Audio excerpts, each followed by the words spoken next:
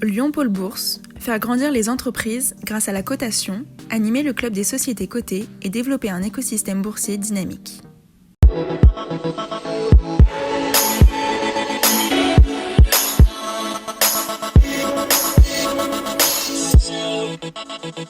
Bonjour et bienvenue dans Bourse et Valeurs pour tout savoir de l'actualité des entreprises régionales cotées en bourse. Notre invité dans un instant, Olivier de la Clergerie, le directeur général du groupe LDLC, qui va nous commenter en direct les résultats du groupe qui viennent tout juste de tomber. À retenir dans l'actualité boursière régionale, Sanofi, après d'importantes annonces d'investissement cette semaine à l'occasion de la venue d'Emmanuel Macron à Lyon.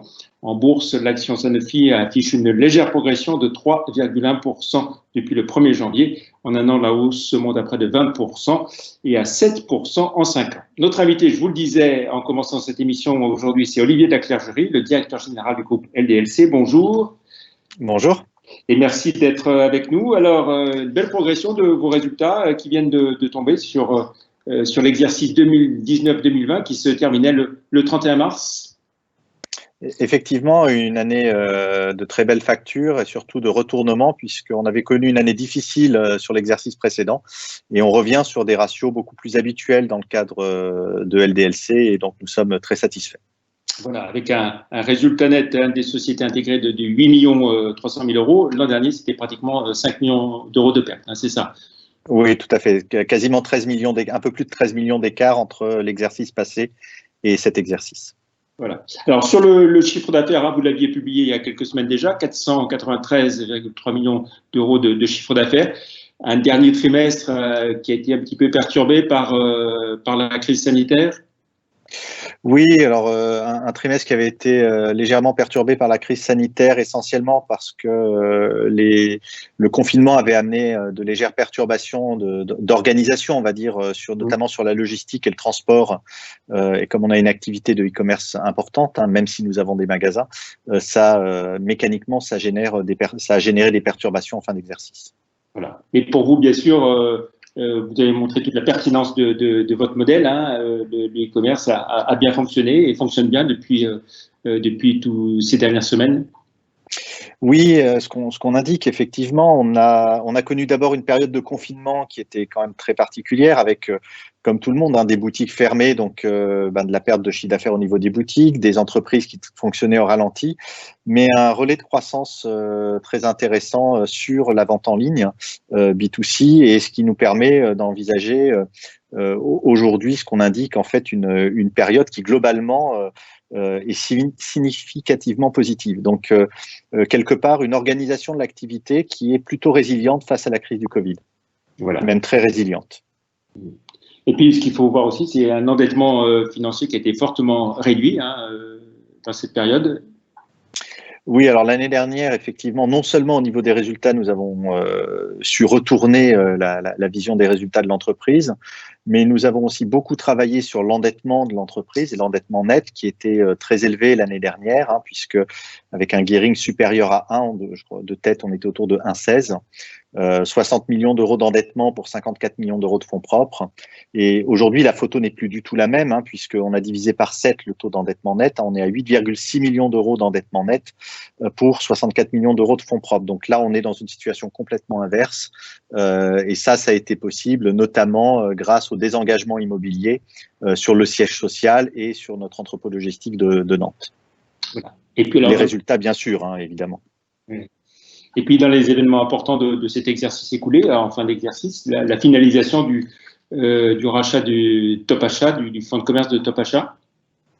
Alors effectivement, même si ça n'a pas eu lieu durant l'exercice, puisque la finalisation s'est effectuée le 10 avril, donc quelques jours après la clôture de l'exercice, mais pendant la période de confinement, nous avons pu finaliser l'acquisition dont nous avions parlé durant l'exercice précédent, qui s'est très bien finalisée et aujourd'hui qui est pleinement opérationnel. Donc nous sommes vraiment ravis d'avoir pu réaliser cette opération.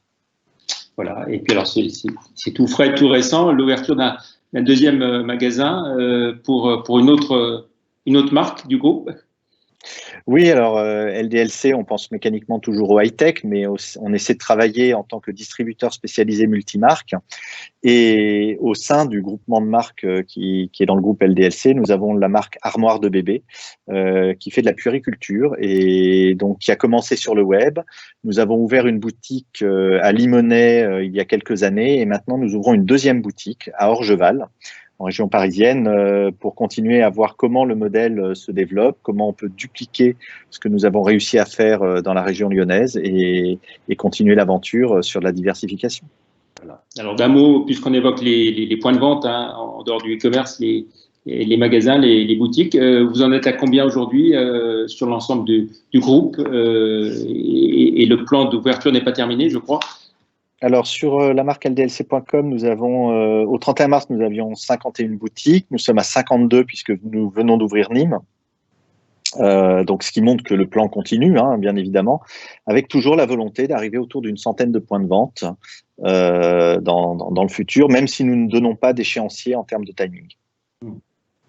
Si on essaye de se projeter donc sur l'exercice qui a commencé le 1er avril, vous dites objectif 600 millions d'euros de chiffre d'affaires. Alors, objectif plus de 600 millions d'euros de chiffre d'affaires, oui, ça montre que nous attendons à la fois, bien évidemment, de la croissance grâce à l'acquisition qui a été faite, de la croissance externe, mais pas que. Nous pensons aussi avoir de la croissance organique. Et c'est intéressant puisque l'exercice passé ne s'est pas passé avec de la croissance organique, donc ça montre aussi le retournement que nous attendons sur cet exercice. Et voilà, c'est un signal fort de bonne santé de l'entreprise, de bonne vision du marché, malgré le contexte actuel, et c'est quelque chose de positif sur l'activité. Nous donnons aussi des guidance au niveau du résultat, puisque nous pensons aller vers un EBE à 33 millions d'euros, 15,7 pour cet exercice, donc plus d'un doublement de l'EBE. Là aussi, c'est quelque chose de fort, où on voit que le modèle économique de l'entreprise a été vraiment bien travaillé. Pour cela, nous avons l'année passée fermé nos boutiques espagnoles, qui représentait un coût d'environ 2 millions par an. La croissance externe va venir contribuer aussi. Le modèle économique vertueux, lorsqu'il y a de la croissance, va venir contribuer. Donc une année qui est plutôt très positive en termes d'attente et qui permettra de finir avec un endettement net négatif, donc plus d'endettement au niveau du groupe.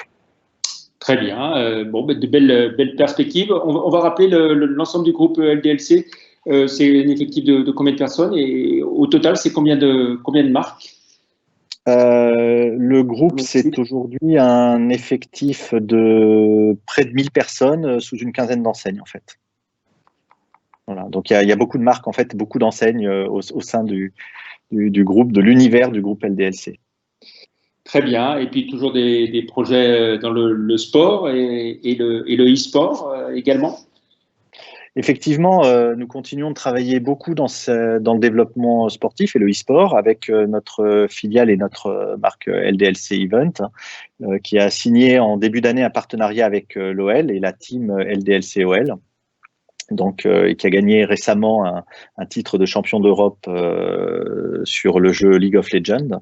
Donc voilà, donc oui, l'actualité est toujours forte partout, dans tous les domaines autour du high-tech.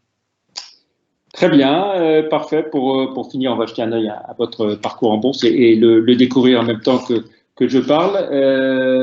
En termes de dividendes, qu'est-ce que vous avez prévu pour cette année?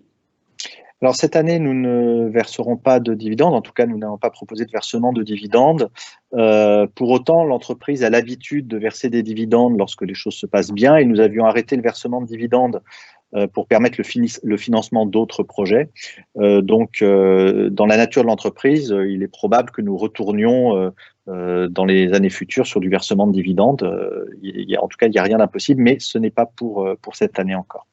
Très bien. Merci beaucoup Olivier de la Clergerie d'avoir été notre invité aujourd'hui. Plus d'informations concernant le groupe LDLC sur les sites live.euronext.com et zonebourse.com.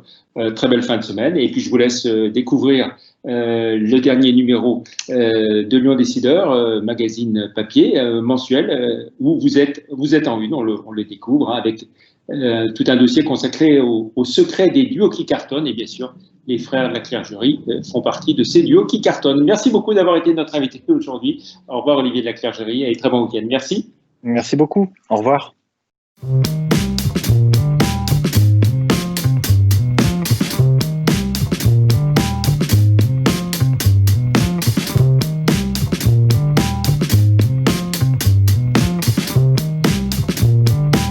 Retrouvez les enregistrements et informations de marché sur les sites de Zone Bourse et d'Euronext.